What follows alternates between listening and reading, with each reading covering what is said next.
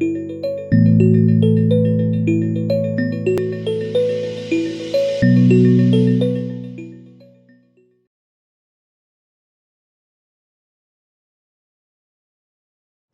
back, guys, and happy to be there again. So for the third part, we will talk about Babylon.js, and it will be a really introductory one. We will talk with David about how the basics, how the standards of Babylon.js are running. Before that, just a quick reminder, I'm David, he's David, we are the Davids. We speak French and we try to speak English. Sorry about the weird sound in your speakers. So, David, this third course is about using Babylon.js for the beginner, and I think that you have some really interesting trailer of what we will create. Yes, if we're going on our machine, my machine, you're going to see what we're going to build during this chapter. So, if you go on the babylonjs.com website, we've got a button. Try it. So if you click on that, we're going to what we are naming the playground. The idea of the playground is to help you learning Babylon.js using the code of Babylon.js and the API. So we're going to build together this specific scene. And you're going to see that this is pretty simple to use. I can zoom using my mouse and I can move around the thing with a pretty few lines of code. So this is what we're going to learn together during this next 45 minutes. So stay tuned and let's start. So the agenda will be how to see some basic scene components, so the meshes, lights and camera, and finally we'll see how to use the playground. So we've got different type of meshes and lights. So the main meshes we've got is a sphere that you can see. We've got a plane, so a 2D square. We've got a torus. We've got a torus knot. I know that you love that This one. is my favorite one. We've got some lines. So if you want to draw lines between 3D objects, you can do it also. We've got a cylinder. And finally, we've got the box that if you're not stretching it, will be by default a cube. So all these meshes are available as simple primitives to create inside your code and to display them. We've got also some very cool things. So a plane is basically a 2D object that most of the time will be in front of you. But if you want to create a ground, the ground is living, well, where it should be, on the floor. On the ground. And you can also mix the ground with create ground from edge map. So we will see the next chapter how to use textures, but I've started to show you how you can combine some of the material we've got. If you take a texture or a simple material and you combine that to these strange things, which is an ape map. An ape map is a texture that can take colors. So for instance, if I take all the black area will remain flat and all the white part will act as an 8 of my geometry in the vertex shader you explained us just before. So if I combining these two things in one line of code, so this is the idea with Babylon, you're going to obtain that. So it's going to be very beautiful with a simple line of code. So we are taking care of all the complexity. So this is one of my favorite API because when you are not really good in 3D like myself, just one line of code and you will impress your friends. We've got different type of lights. So the simple one is the hemispheric lights. So it's going to put light on all your scene. You've got just to precise on which side of the sphere you want to put the light on. Then you've got a point light that you can see in the screenshot I've took from some of the Unity documentation that you can see that how it acts on the scene itself. Then you can see the spotlight like I would say a cone, yep. For the lightning effects. And finally, you will have some directional light that has got a good name that's going to act like we can see on the final screenshots. So all these lights are available in Babylon.js. Out of the box. Out of the box, you can create them using the code, and you would have such effects in your 3D scene. So now let's use directly some code and start to use Babylon.js from scratch. So let's switch to the Visual Studio project you will have as a download. And let's see the HTML page first. So the first thing you need to do is to reference the scripts. So the scripts here, if you want to take care about touch, so we've got a specific open source library for that because there is two ways to handle touch on the market. So there is a pointer event specification from Microsoft, which is a W3C specification. And you've got a touch event specification also, which is also a W3C specification. But as you've got two specifications, we are mixing them into a unique library, and you don't have to care about that. Then we've got the BabylonJS library. And finally, it will be my main entry point of my code. So what I'm doing is I'm creating a canvas, so like you were doing in your WebGL part, pure WebGL part. And then I'm asking to have the maximal available of space. And I'm doing some little CSS things to remove the margins. When I've done that, I can go to the code and zoom a little bit. The first thing I will do, once a page will be available, I will start by checking that if WebGL is supported by the web browser or the mobile. If not, I will probably do something like, please install a modern browser, or please go away, because I don't have any fallback. If it is supported, then I'm going to take the canvas element that will act as an entry point for the BabylonJS engine. So the BabylonJS engine needs a canvas element to render in. So we are going to put that here. And finally, the final parameters is simply the anti-alias property. So you can activate it or not. So some of the, I would say, web browser doesn't support it. And sometimes it could cost a bit of performance. So you've got the option to enable it or not.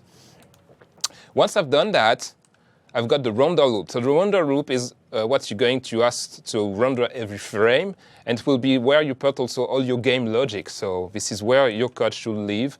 And the first thing I'm going to do is to clear the screen, like you were doing at the beginning in WebGL. But you can see that compared to your first code, yes. We tried to reduce a huge amount of data to simplify everything. And when I've done that, if I'm pressing Control F5,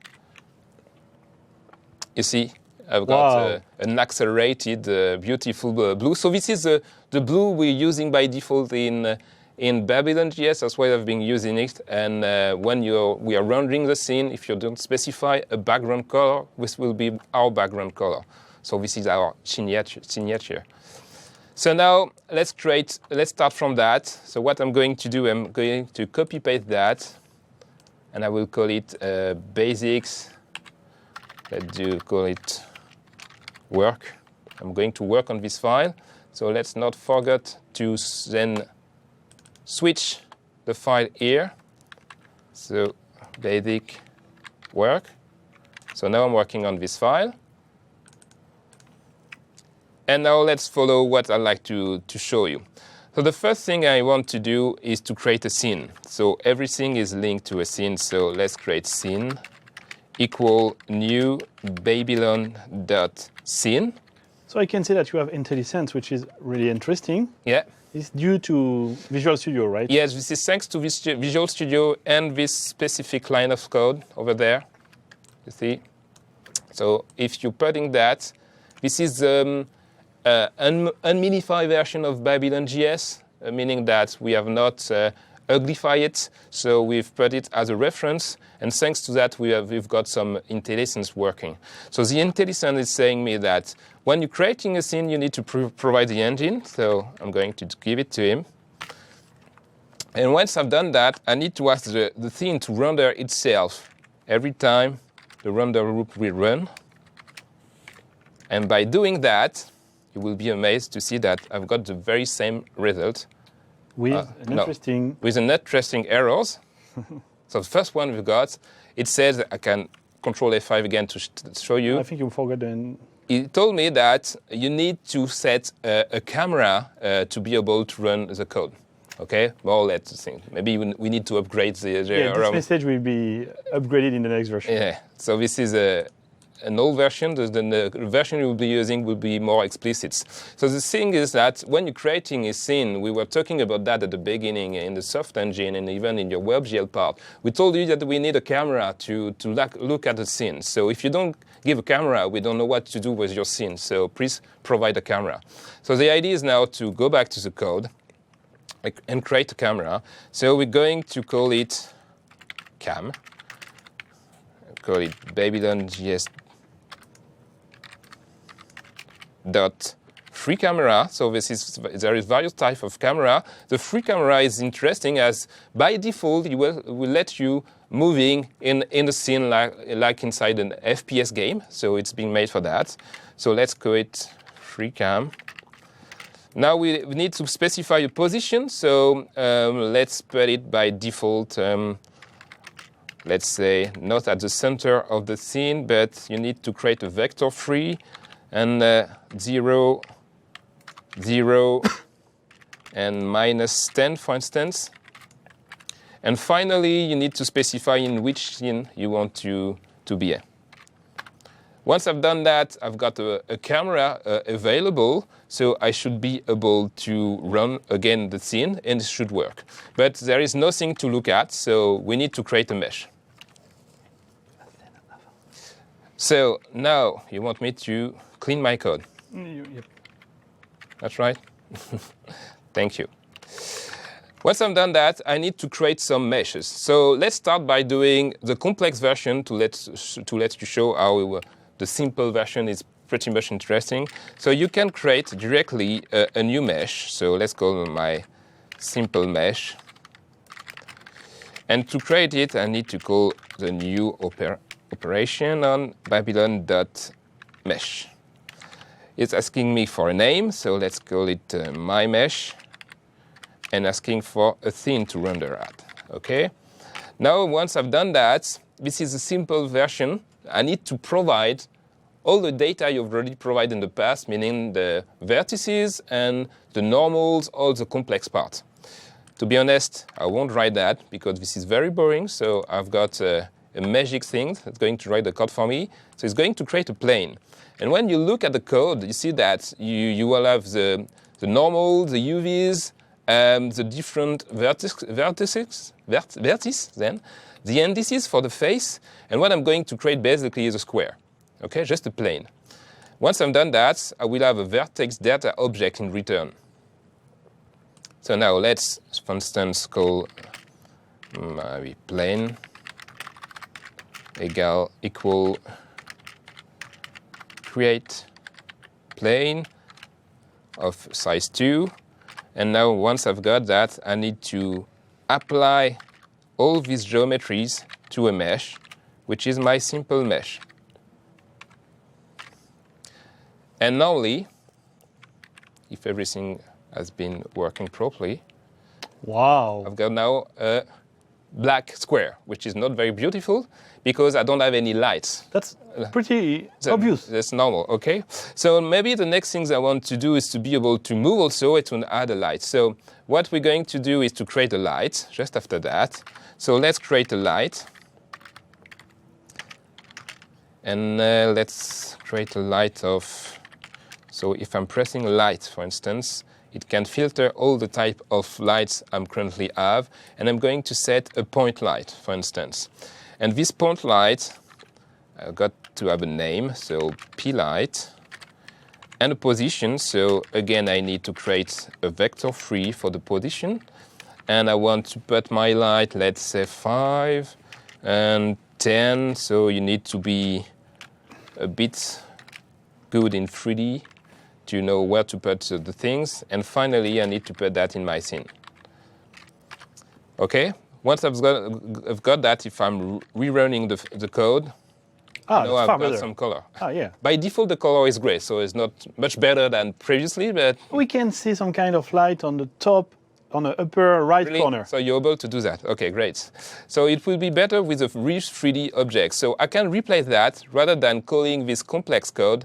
What we've done is we are setting some simple geometry. So let's comment that code. And for instance, let's create a plane directly by doing babylon.mesh.create plane. And then he's asking for the name again. My plane. Then he's asking for the size, so 2 again, the scene, and the last parameter we won't talk about. When I'm doing that, I will have the very simple result, the same story. But now the good thing is I can do something better that I could put, for instance, a cube. So now I can create a box. A box needs a name, they all need a name, so cube. Then the size will be 2. My scene. And now... Sounds like a plane. Yeah, because we can't move the camera, okay? Oh, that's a problem. So if you want to move the camera, the first things you need to understand is that you probably want to go in this part. So you need to go in the render loop and to monitor the keyboard, and when someone will press, for instance, on the left arrow keys, you will move on the left. Yeah. Okay. So you need to do that yourself and move the camera, and it could sound easy to do, but just imagine that once you left the rotation of the camera and you want to go in front of you. What means front of you? Absolutely. Okay? Front of you is not pushing on, for instance, the Z axis. You need to recompute local to your object what means front of you. Sounds like complicated. Yes. So when you're not a 3D expert, you can spend some time like that. So what we decide to do is to do the job for you. So let me show you in the code. So once you've got the camera, what you can do is to attach control, and you want to monitor a specific HTML element, which is our canvas element. And by simply doing that, that's pretty much it. You're done, and we're going to monitor for you the keyboard interaction and move the camera for you like inside an FPS. So if I'm pressing Control F5 now, I can see the cube. Things are getting serious. And I can see the lightning a little bit, okay? So we have really a cube. So we really have a cube, yeah. I wasn't lying. I'm not lying neither.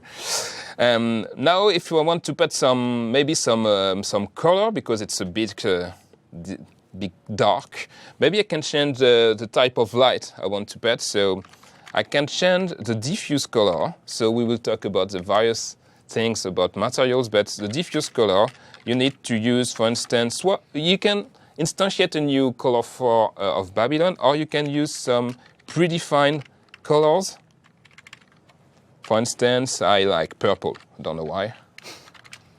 And I'm often singing... Deep purple. I like deep purple. And I'm singing Purple Rain every time I'm writing this code. So I like this kind of light. So now if I'm pressing Control F5, you can see that now my cube... That means the light is purple. Yes, the light is purple. It's not a white light, it's a purple light. It's a purple light, yes. Purple light. Purple light. And now, maybe what I could do is to combine different kind of lights. So I can create an hemispheric light. So let's call it Hemi and new Babylon hemispheric lights. I really like the IntelliSense. It's extremely useful. Yes, you should use Visual Studio for that. We really recommend you to use Visual Studio. So let's call it H light. And then you need a direction. So I want the light to go in the center of the scene. So this is 0. So for that, we got something very simple, which is vector3.0, which is a function. So you need to call it. And then we're going to put that in our scene. Okay, so maybe the next thing that could be good is to put a ground. What do you think about that? I will love a ground. You will love a ground, okay. So let's call it ground. Yeah, I like your name. You're really good at naming things. Yes. Create ground. The ground need a name, so it will be floor. And then it will be 12 by 12. And you need a subdivision. It means that maybe the number of triangle you want to put in that. We'll put 12. And then the scene.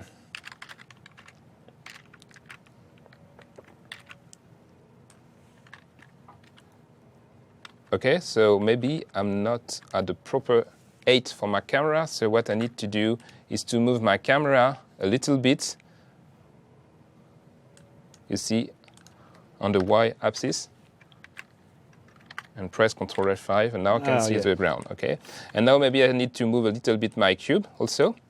So I'm going to do that. We can see that the purple is almost pink because there is 2 lights. One light is white, and the second one is purple. Yes. So the addition of the 2 lights gives something which is pink. Yes, and so this is done for you by the engine. So let's move the cube. So the cube is currently at the center of the scene. So if, for instance, want to set the position, you've got something named set position. Position. No, it's on the position, yes. It's position, so sorry. And you need to, for instance, the Y, you can move it and add 2. Yes. And now the cube is okay. It's not on the floor. It's not flying on the floor. over the floor. It's flying over the floor, yes. And now if you want to rotate it, maybe you can do it. And you need to do that in the render loop. Yeah, because we need to change the rotation on every frame. You're right. So the idea is now to work on the various properties. So I've got the rotation properties, and I need to, for instance, add it on every frame to change the value. And I'm going to do that on the y-axis also. And it starts to, you will start to have something very fun. Now the cube is moving by itself. Yeah, like that. And you can see the light also that is dynamically compute. And as you were saying that we can, how to say, merge the different type of lights to see the effects on the object. Yeah, it's like in the real life. If you have 2 lights, then 2 lights will be applied on you, for instance. Exactly. So now, by default, our camera you can move, but you can see I can move through the cube, and I can also move through the ground. Yeah, you're like a ghost. Yeah, I'm flying, you go through the wall. So let's first, I would say, avoid you to go through the cube and the floor. Okay. So you need to activate the collision engine. So we've got an embedded collision engine, which is not a physics one. We'll talk about that later on. So by default, BabylonJS got a collision engine, which is pretty difficult to build by yourself if you want to try it. So the idea is to avoid a camera going through a specific object by doing some tests for you. So what you need to do is just to enable a simple Boolean on the object and the camera itself. So let's switch back to the code for that. So I've got my cube. So I've got a specific property on my cube, which is check collision. By default, it's false. So let's activate it to true. So now, if someone wants to go inside the cube, he won't be able. If he's got also the same property sets, and let's do it on the ground also. So right now, you're indicating that the collision engine will take care of testing the object and collision between them. And the final thing you need to set is on the camera itself, because we are moving the camera, so you need to set check collision on the camera itself. Okay, so to be clear, because this is really important, this is not physics engine.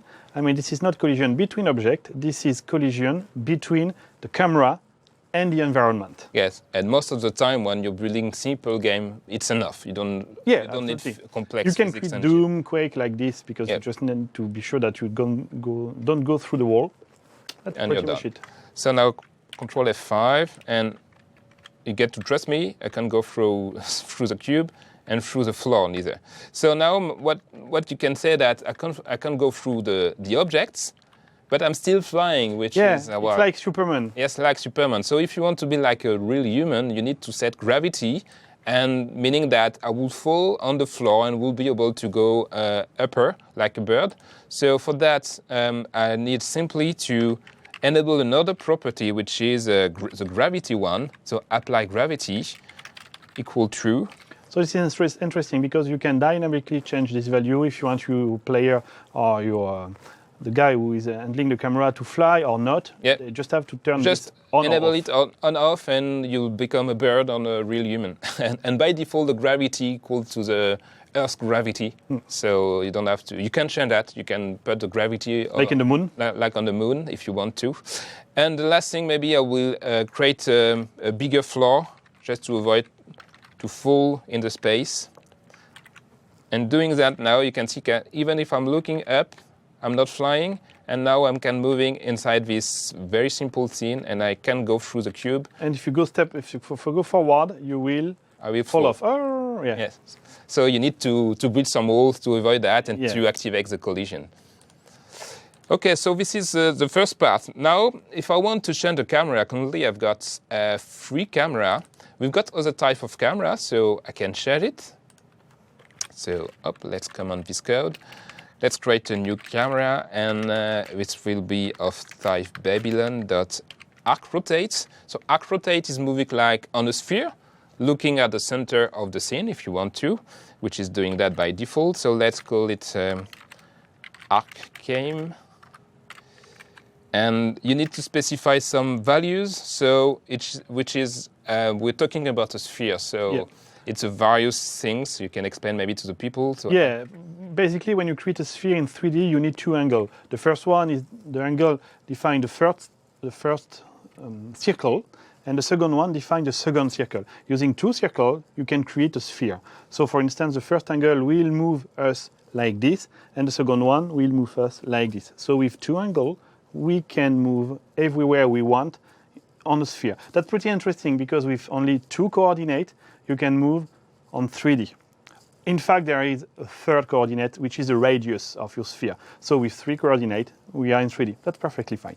And you were talking about the last coordinate. So in the code, I'm going to set the radius. So as the IntelliSense is suggesting me, so it will be 10. And finally, the target could be the center of the scene. So you can do vector 3.0, or you can use the old way, which is vector 3 specifying 0, 0, which is the very same. And you need to put that in your current scene. Once you've done that, all the remaining code remain the same.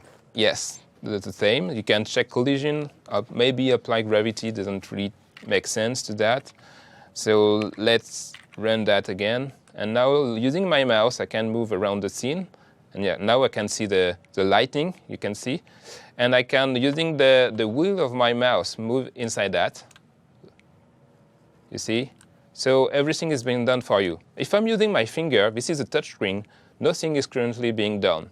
And I was telling you that we've got a library to help us doing that. Yeah. But we are missing a CSS property to help him working properly. So if we're going back to the index.html5, you need to set a specific property named touch action, which is a pointer event property, and say to the browser, please stop monitoring the touch action. I'm going to take care about them.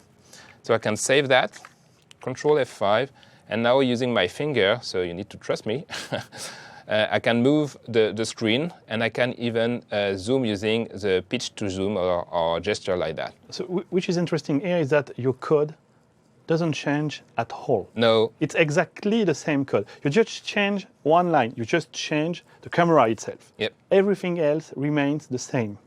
So this is the philosophy of the engine. As you see, it's pretty simple. So up to now, you were going to say that this is pretty ugly, but this is the basics of We learning. are developers. We are developers. That's why we need 3D artists. So let's move to other way to build some nice stuff.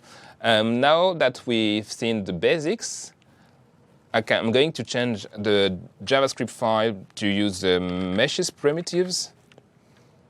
And basically, this was a demonstration we've seen at the beginning. So let's zoom that. And let's hide that a little bit. Here it goes. And as you can see, this is a very simple code. We've got an arc rotate camera. We're going to attach control to control the camera using the mouse or touch. We've got a light. And then we are using the various primitives. We've got a box, a sphere, a plane, a cylinder, when you're going to specify the complexity of the cylinder in the various properties. For instance, 8, and then you will see the tessellation. Tessellation is really how complex the object should be. Yeah, how many triangles you want. Yeah. Then you've got the create torus, the torus knot, and finally the line, where you've got to specify, of course, for the line, the points of the line where you want to draw your lines. Finally, we are setting some position of all that, and we are render everything.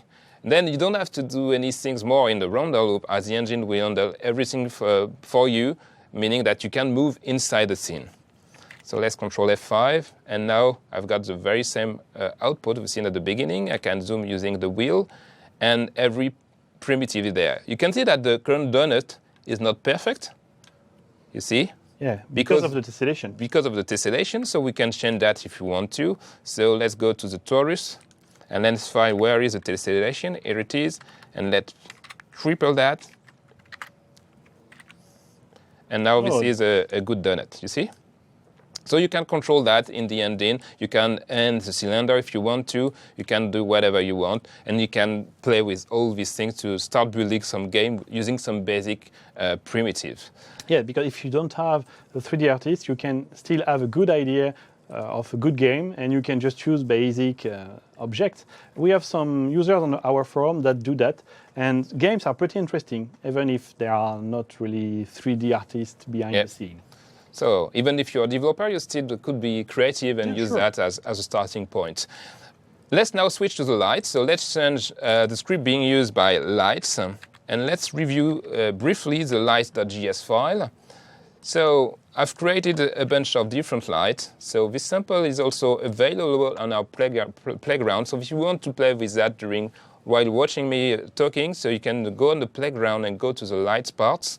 So the idea is still the same. We're checking for support for WebGL. We are creating our camera. We are attaching control to be able to move the camera using the mouse. And then we're creating 3 lights of type point light with different position. We've got a direction light also. And to let you understanding where the lights are, so we're creating a sphere at the center of the scene that's going to be highlighted by the lights. And then we're going to create some sphere geometry that will follow the exact position of the light, just to let you understanding that all the light will be moving around the sphere, but if you don't really see where they are living, it's a bit complex, or we are putting a sphere at the exact same position of the light, so you will understand what's going on.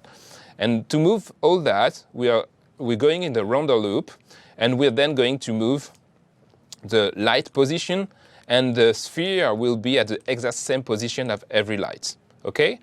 Finally, we're going to define some colors. So the first one will be red, the second will be blue, the last one will be green, and the third light will be a white light using the directional light we defined over there.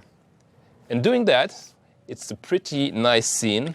All the magic will be done for you. You can see that it's doing the magic for you. So if you are combining blue and yellow and green, you can see what's going on. So you can learn using our 3D engine what you've learned when you were a young child at school.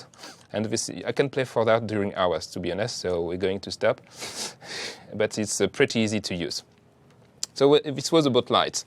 The last part is about create ground. So we've seen together how to create a basic ground, and we can create ground using 8map. And this is my favorite primitive. So let's switch back in the code again and switch to 8map, and we're going to have a look to the code.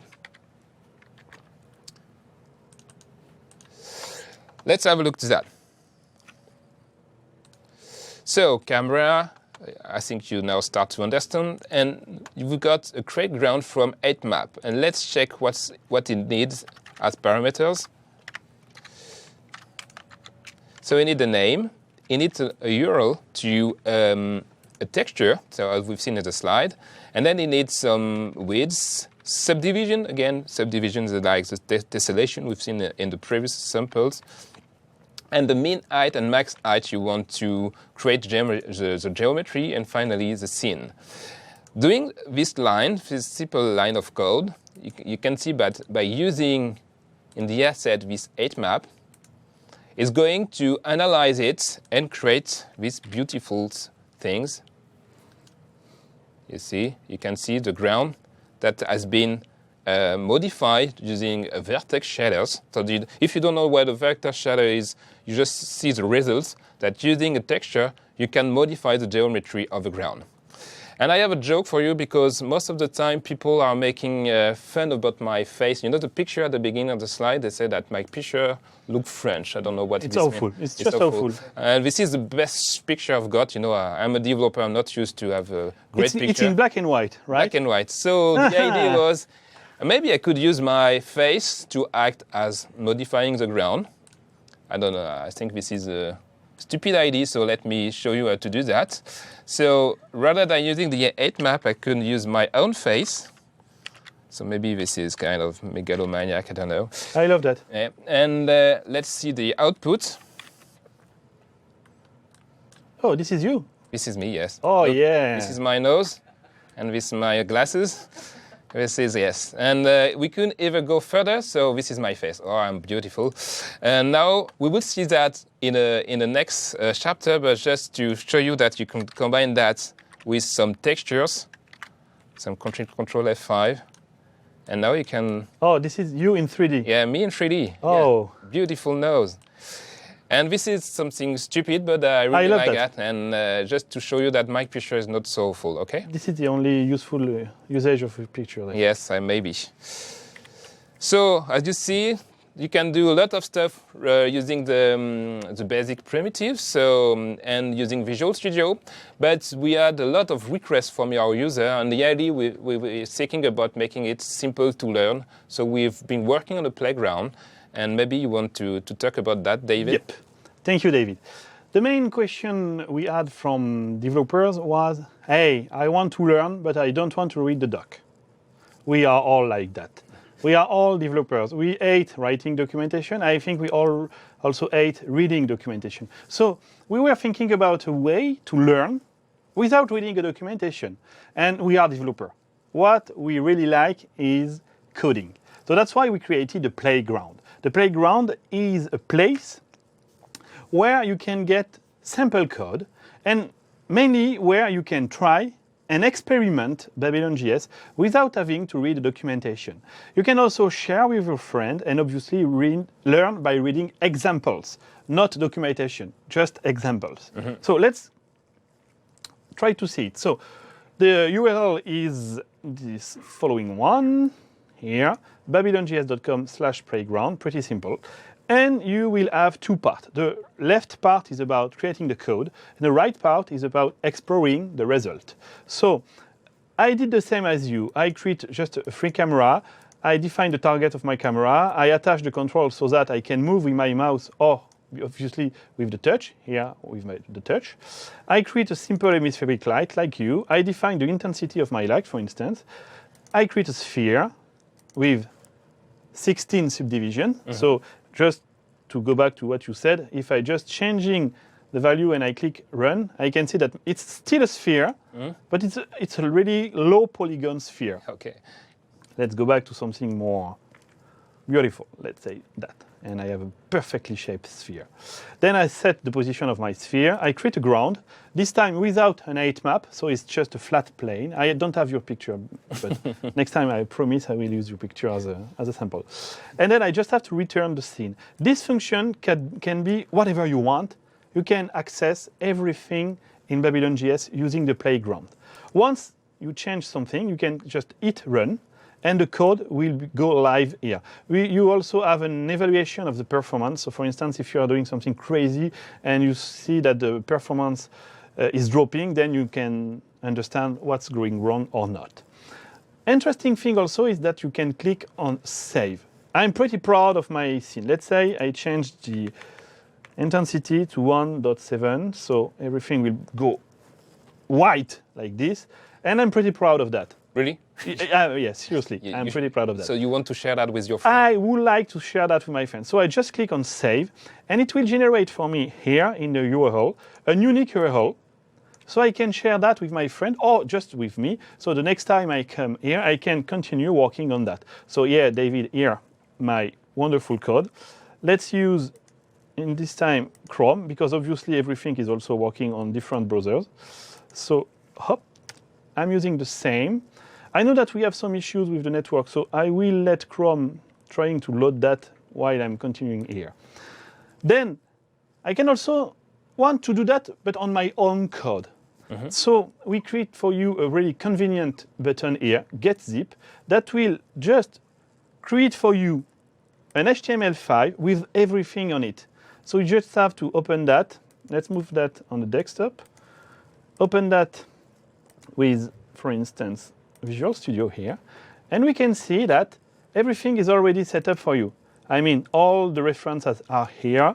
I already set up for you the margin, the touch action that you mentioned, and the code itself was just defined into the HTML5 itself. So this specific page runs in a complete autonomous mode, okay? Pretty so cool. You just have to execute that or save that as a sample for your own code. Obviously, you can start a new scene. And we also define for you some basic scene, just in order to understand how things are working. You mentioned the basic elements. So let's click and download it. Yeah, the network is extremely slow. Back to Chrome. This is the scene I tried to load. This is exactly my scene. Perfect. Thank you. So here, the basic element was loaded. You did that, David. Yes, pretty proud. And it's just amazing. What I can say, if I want to play with, for instance, you say the cylinder is not really well defined. As you can see, it's more like a box. I want to add a lot of tessellation. So many more triangles, please. Just do that. Hit run. And this time, yeah, this is a really nice cylinder. Cylinder, absolutely. And you have a lot of things to learn, how rotation and scaling are working, the materials, camera, the light. You mentioned the light. I will try to load this one. This is exactly what you did before. And with this tool, you can play with that. Oh, and as you mentioned, when the three lights are together, we got a wonderful white things because red and blue and green gives white. Everything is here. I don't like something, I just have to change the value. That's pretty much it. Pretty easy to learn how BabylonJS is Yeah. working. We also use the playground, to be honest with you, as a debug tool. If you are going to our forum and you want to ask a question, the best idea is to create a playground sample. So just start with a new scene. Start here, as I mentioned, you just have to click on New. Create your example. Hey, I want to create something like a TMP and blah, blah, blah. Save that, and you can share that on our forum, so it will be far easier for all the forums members to help you. It's a really convenient tool for us and you to exchange and discuss about, hey, I want to do something with BabylonJS, how to do that. Almost everything is possible, so we just have to know what you want to do. I think that's pretty much it. Just going back to the slide itself, because I want to mention some different links we have here. If you want to learn how to create a basic scene or to work with basic elements or how position and rotation and scaling are working, what kind of camera do we have, what kind of light, how camera's collision are working, or just 8-map, I know this is your favorite thing. Yeah. All these links are for you. So please feel free to go and have a look and obviously use our forum if we have any question. I think, David, this is time for a short break and we will go for the very last chapter of this day. Thank you, guys. See you in 10 minutes. Thank you.